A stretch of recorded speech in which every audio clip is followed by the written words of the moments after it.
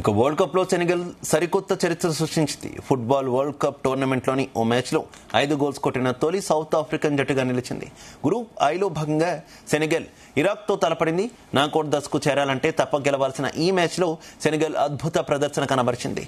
చావో రేవో తేల్చుకునే టైంలో ఇరాక్ ను 5-0 తేడాతో చిత్తు చేసింది.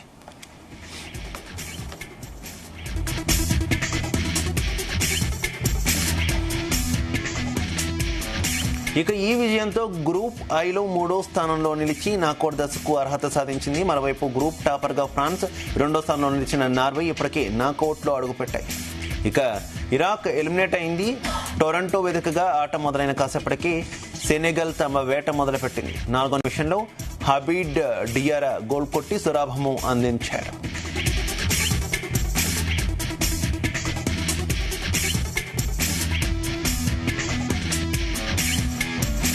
ఆ తర్వాత చాలాసేపటి వరకు ఇరు జట్లు డిఫెండింగ్ చేసుకుంటూ పోయాయి. ఈ టైంలో సబ్స్టిట్యూట్ గా వచ్చినటువంటి ఇస్మాయిలియా 56వ నిమిషంలో గోల్ కొట్టగా పేస్ గయే డబుల్ బొనాంజా అందించాడు.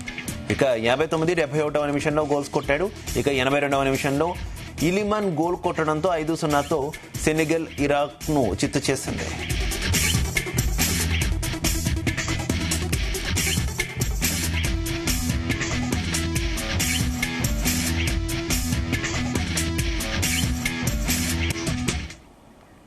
ఫుట్బాల్ ప్రపంచ కప్ 2026లో కాబో వెర్డే చరిత్ర సృష్టించింది. కేవలం 5.5 లక్షల జనాభా కలిగిన అతి చిన్న దేశం ఇప్పుడు వరల్డ్ కప్ నాకౌట్ కు చేరుకుని అద్భుతం చేసింది.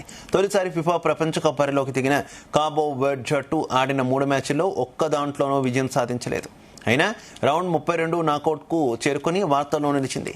గ్రూప్ హెచ్ లో స్పెయిన్, ఉరుగ్వే, సౌదీ అరేబియా జట్లతో కాబో వెర్డే బరిలోకి దిగింది. స్పెయిన్ 3 మ్యాచ్ల్లో 2 విజయాలు, 1 డ్రాతో అగ్రస్థానం సాధించి నాకౌట్ కు వెళ్లింది.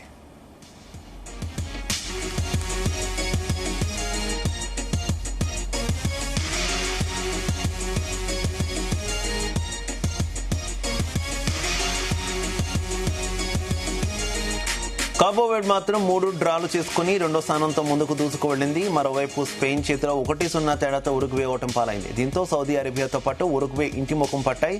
ఒక్క మ్యాచ్ గెలవకుండానే నాకౌట్ కు చేరిన కాబో వెర్డే జట్టు రౌండ్ 32లో అర్జెంటీనాతో తలపడనుంది.